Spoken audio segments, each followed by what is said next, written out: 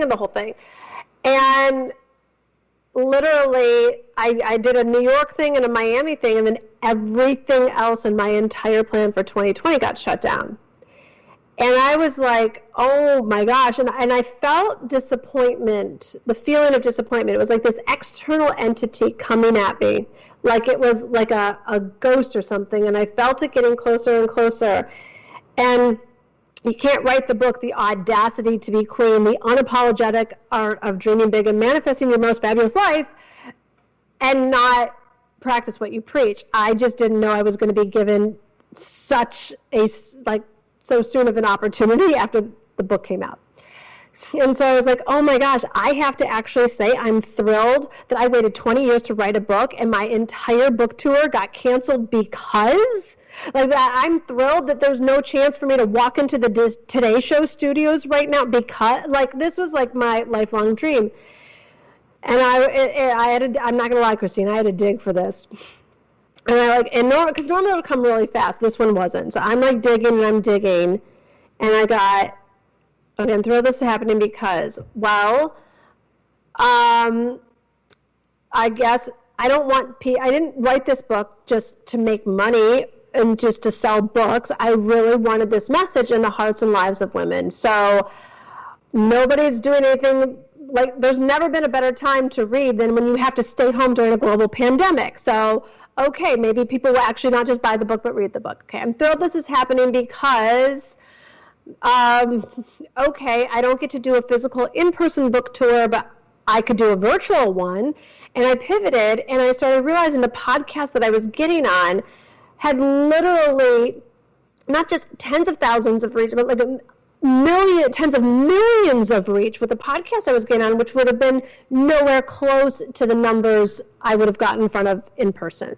And we'll do one more. Like, I'm thrilled this is happening because I was going to be, like, you know me, I'm willing to work, I'm willing to hustle. Like, I was going to be flying to God knows where, Poughkeepsie to do the morning show, and St. Louis this, and Tallahassee, like, you know, and then when I realized, like, all the studios got shut down, I'm like calling my publicist, I'm like, get me Chicago, get me Houston, get me DC, like, you know, and so I got to do all this awesome media, literally sitting right here from the comfort of my own home, which saved so much money and time, and I got to do so many more. So, you know, when you really do find, like, I'm thrilled this is happening because, and this is not to say that there are not devastating traumas that people experience in life. I just think that we self-manufacture so much pain when we think that we're being left behind or my book tour can't happen, and it's just not true.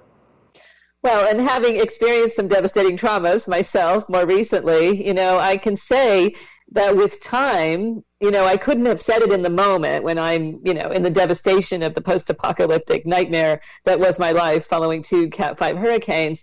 But in the totality of it, and not far down the road, I could see the many gifts that it brought going through that experience. And, you know, this brings us to where we are currently, right? And, you know, I think that in the business conversation, so many people are struggling with, I remember when your book came out, I was so excited, and I'm thinking to myself, when the lockdown came, oh my gosh, poor Gina, right? And what a drag. And my book, thankfully, isn't coming out until June. So I'm going to be fine. And of course, that was not the case, right? And then not only did we have the lockdown still, but that was in the midst of people's voices coming out more strongly for Black Lives Matter. And there was no other conversation to be had besides those two.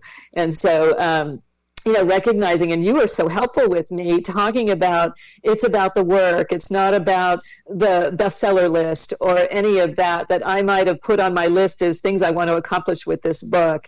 And, you know, we've all had to experience life is not what we were expecting. And unlike, you know, me and the hurricanes, they passed, I'm in the aftermath, but we're still in it, in the storm. Mm-hmm. And I know that you have been very prosperous during this time. So how can we share with our audience how to, for themselves, create that prosperity out of what may feel like utter devastation and nowhere to go? Yes. So real quick, I'll tag on to, you know, yes, I remember you and I talking about, like, it's a slow, it doesn't have to be about the first week the book comes out. It's New York Times. It can be a slow burn. Well, I got an email this week that, and this is where when you just have an open heart and you have a great attitude, things are going to come to you that you didn't know could possibly exist. I got an email, Christine, this week that the Audacity to Be Queen audiobook is eligible for a Grammy nomination. A Grammy nomination. I didn't even know audiobooks were eligible for Grammys, but apparently it's spoken word, and the book was submitted, and people are voting literally this week. So anyone listening is part of that voting people, then for your information, the Audacity to Be Queen is up. Anyways, I just want you to know, like, the universe has eyes, and you just keep doing your work, and you're going to keep being delivered the next opportunity, because everything that happens is never meant for destruction. It's not what humans make out of it. So, for example, in terms of prosperity, especially right now, I think 90% of my business model is based on in-person, high-end destination programs. Like I do live events. We travel the world. I'm usually traveling 6 to 9 months out of the year. And this is what people have paid me for, is to show up at these live luxury, epic destinations. So yeah, I took a little gander at that and was like, how's this going to work? And, I maintained what was going on in the current programs. We went virtual in some areas. We postponed other things in other areas. But the way that I really seized the opportunity, I literally, when this pandemic hit, I heard Tony Robbins in the back of my mind saying, I don't know, one of his Hour of Power CDs from the 90s, I think, said, during a crisis, there's a certain group of people that will always prevail when most people don't. And I clung on to that, and I was like, that's going to be me this year. And I didn't know what. I just knew that there was going to be an opportunity in this crisis. And that doesn't mean preying on other people's misfortune. It just means, I think we know that during the economic crisis of 2009, that's when Uber came up and all kinds of startups, get created. So I just looked to see what was going to be created this year. And fortunately, for me, I've been studying internet marketing for 15 years now, and I hadn't been seizing a number of opportunities that have been in front of my face, quite honestly, for years. One is a podcast. People are saying I should start a podcast, and I didn't, and I hadn't until my friends were like, Gina, this is the number one thing that has moved the needle in my business. I'm like, okay, I'll start a podcast. Next, people were doing what they call these 5-day challenges, and I would watch them, and I was not just personally never drawn to them because I'm often hosting events in front of the pyramids in Egypt or on a yacht in Mykonos. So it didn't really rank for me until it did. And I started doing 5-day challenges, and not only were they fun, I was so surprised at how much intimacy got created with thousands of people doing these 5-day challenges. Then they became super lucrative, not just for me, but for others as well, because I was selling lower price programs than I always had. And for my business model, I do high-end events, I sell from the stage, I sell high-end programs, and that was that model.